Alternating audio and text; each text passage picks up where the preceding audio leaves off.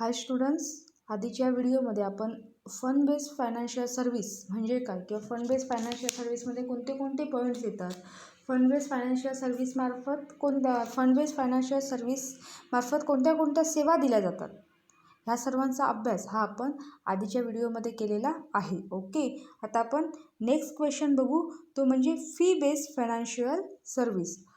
जेव्हा तुम्ही नोट्स वाचाल, रीड कराल, प्रिपरेशन कराल एक्झामसाठी, तेव्हा कन्फ्यूज होऊ नका दोन्ही क्वेश्चन्समध्ये.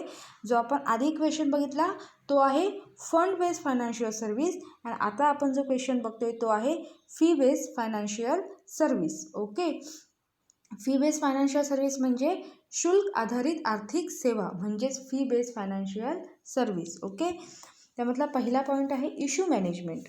त्यामध्ये बघा, The new issue of shares or debentures of a public limited company are offered to the general public. SEBI has prescribed ground rules relating to the capital issue procedures. These are in addition to the law requirements for the issue of securities. Normally, issue management functions are carried out with the help of merchant bankers. म्हणजेच काय तर public limited companies डिबेंचर्सच्या समभागांचे नवीन मुद्दे general लोकांना देण्यात येतात. तसंच capital इश्यूजवर उत्पादकांशी संबंधित सेबीने काही रूल्स अप्लाय केलेले आहेत. तसंच सिक्युरिटी जारी करण्यासाठी कायद्यांच्या आवश्यकतेनुसार हे असतात. नॉर्मली हे इश्यू मॅनेजमेंट फंक्शन बँकर्सच्या हेल्पने पार केल्या जातात. ओके, नंतर सेकंड पॉईंट आहे पोर्टफोलिओ मॅनेजमेंट. त्यामध्ये बघा, portfolio management is the process of investment in securities.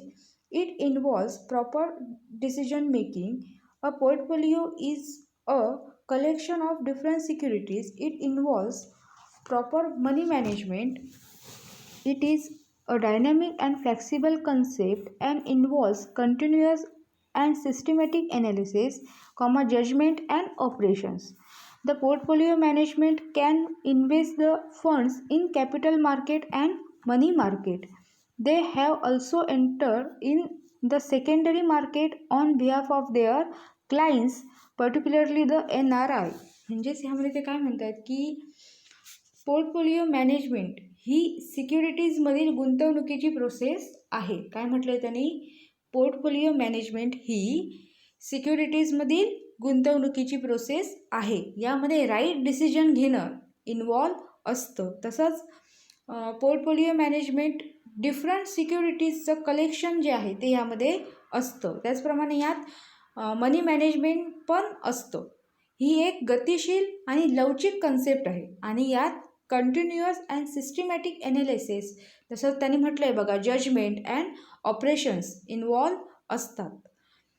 तसंच पोर्टफोलिओ मॅनेजमेंट हे कॅपिटल मार्केट अँड मनी मार्केटमध्ये फंड्स इन्व्हेस्ट करतात. कशामध्ये फंड इन्व्हेस्ट करतात? तर कॅपिटल मार्केट अँड मनी मार्केटमध्ये फंड्स इन्व्हेस्ट करतात.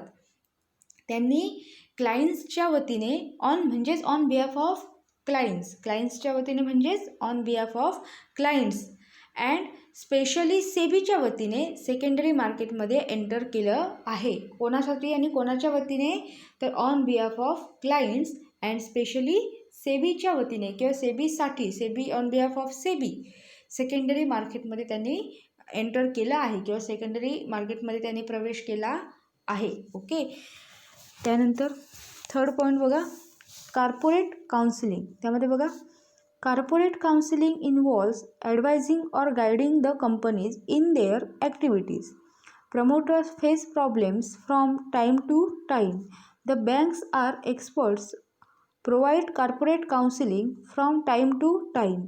Involves additional product line, expansion of business, then turnaround management, revival of sick units, etc.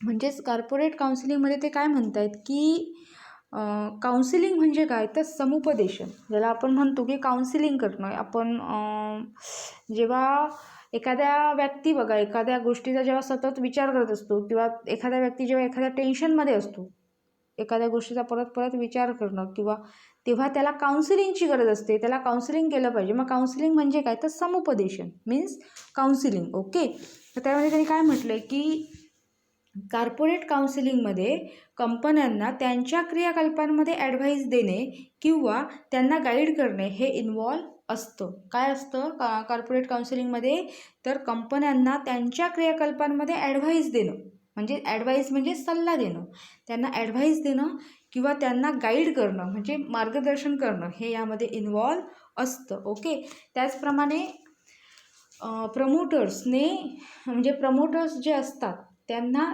Time to time प्रॉब्लेम्सना face जावं लागतं. तिथे त्यांनी म्हटलं आहे बघा, जे प्रमोटर्स असतात त्यांना टाईम टू टाईम जे डिफरंट प्रॉब्लेम्स असतात त्यांना फेस जावे लागते. तसंच बँक एक्सपर्ट्स हे time to time corporate counselling provide करतात. म्हणजे जे बँक एक्सपर्ट्स असतात, जे बँक तज्ज्ञ असतात ते time to time corporate counselling provide करतात.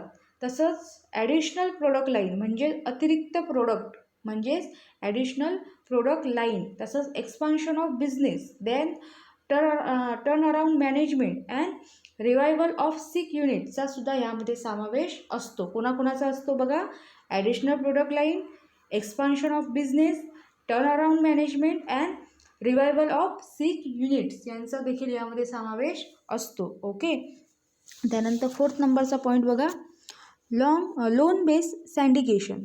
लोन बेस्ड सँडिकेशनमध्ये त्यांनी काय म्हटलं आहे बघा, loan syndication means arranging a group of banks and financial institutions to provide loans for projects.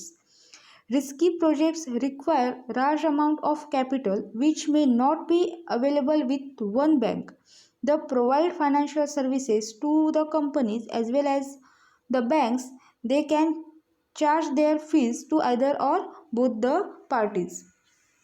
म्हणजेच यामध्ये त्यांनी काय म्हटलं आहे की लोन सँडिकेशन म्हणजे प्रोजेक्टसाठी लोन अवेलेबल करून देण्यासाठी, म्हणजे प्रोजेक्टसाठी लोन अवेलेबल करून देण्यासाठी बँक अँड फायनान्शियल इन्स्टिट्यूशनचा ग्रुप तयार करणं. काय, लोन सँडिकेशन म्हणजे प्रोजेक्टसाठी लोन अवेलेबल करून देण्यासाठी बँक्स अँड फायनान्शियल इन्स्टिट्यूशन्सचा ग्रुप तयार करणे. त्याचप्रमाणे रिस्की प्रोजेक्ट्सना मोठ्या प्रमाणात कॅपिटलची आवश्यकता असते. कॅपिटल म्हणजे काय, भांडवल, भांडवल म्हणजेच कॅपिटल. मग जे रिस्की प्रोजेक्ट्स असतात त्यांना मोठ्या प्रमाणात भांडवलची म्हणजेच कॅपिटलची आवश्यकता असते आणि ती एका बँकेत अवेलेबल नसते. त्याचप्रमाणे कंपनीज अँड बँक्सना फायनान्शियल सर्व्हिस म्हणजे त्याचप्रमाणे कंपनीज अँड बँक्सना फायनान्शियल सर्व्हिस देण्याचं काम ह्यामध्ये असतं. ते एक किंवा दोन्ही पार्टीजकडून फी घेऊ शकतात, म्हणजे एका पार्टीकडून पण फी घेऊ शकतात किंवा दोन पार्टीजकडून पण फी घेऊ शकतात. ओके, आता आपण 5th नंबरचा पॉईंट बघूया, तो म्हणजे अरेंजिंग फॉरेन कोलॅबोरेशन. कोणता पॉईंट, अरेंजिंग फॉरेन कोलॅबोरेशन. ह्यामध्ये त्यांनी काय म्हटलं आहे, अरेंजिंग फॉरेन कोलॅबोरेशन म्हणजे काय, परदेशी सहकार्य व्यवस्था. ह्यामध्ये ते काय म्हणत आहेत, foreign collaboration is an arrangement between two companies from two different countries for mutual help, cooperation and sharing benefits in common. They help to remove technological gap in the development countries and facilitate their economic and industrial growth. Foreign collaboration exists in both the public sectors of private sector. At this level, financial, technical, marketing and managerial aspects are to be nationalized. Critically, the banks, financial institutions, management consultant help to provide collaboration to the companies in India. म्हणजेच ह्यामध्ये त्यांनी काय म्हटलं की foreign collaboration म्हणजेच mutual फंड्ससाठी दोन different देशांमधील दोन कंपन्यांमधील म्युच्युअल फंड्स, परत cooperations and sharing benefits in common, हे जे असतं हे कॉमन असतं. ओके, तसंच विकसनशील देशांमधील टेक्नॉलॉजिकल गॅप दूर करण्यात आणि त्यांची ग्रोथ वाढविण्यास हेल्प करतात. तसंच प्रायव्हेट सेक्टर अँड पब्लिक सेक्टरमध्ये अवेलेबल म्हणजे private sector and public sector दोन्हीमध्ये ते अवेलेबल असतात. या लेवलवर financial, technical, marketing and managerial त्यांनी म्हटलं आहे बघा, कोणतं काय काय म्हटलं आहे त्यांनी? Financial, technical, marketing and managerial बाबींचे नॅशनलाइज व्यवस्थापन सल्लागार इंडियन कंपनीजना सहकार्य देण्यासाठी हेल्प करतात. ओके. त्यानंतर नेक्स्ट लास्ट पॉईंट आहे तो म्हणजे कॅपिटल रिस्ट्रक्चरिंग. त्यामध्ये बघा, public limited companies have to decide their capital structure effectively. In this respect, it is necessary to take the help of financial expert. Capital restructuring means changing the composition of capital of company. While restructuring capital of a company, the concept of trading on equity, debt equity ratio, capital gearing, etc. Corporate restructuring is necessary and the service of expert are also necessary. म्हणजेच ह्यामध्ये कोणता capital रिस्ट्रक्चरिंगमध्ये त्यांनी काय म्हटलं आहे की capital restructuring म्हणजे भांडवल पुनर्रचना, म्हणजेच कॅपिटल रिस्ट्रक्चरिंग.